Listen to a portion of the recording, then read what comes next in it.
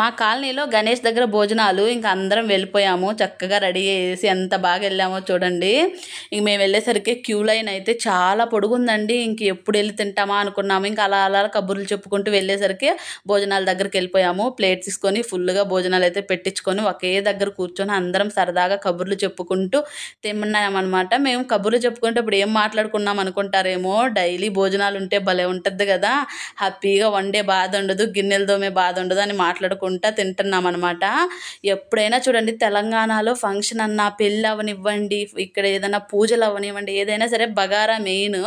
బగారా ఇది చికెన్ పెళ్ళిళ్ళకి పెడతారు. ఇంకా ఇక్కడ గణేష్ దగ్గర కాబట్టి వెజ్ భోజనాలు అనమాట. మసాలా వంకాయ అలా పెడతారు, కేసరి పెట్టారు, బూందీ కానీ పెట్టారులేండి. మేము వెళ్ళేసరికి అయిపోయింది.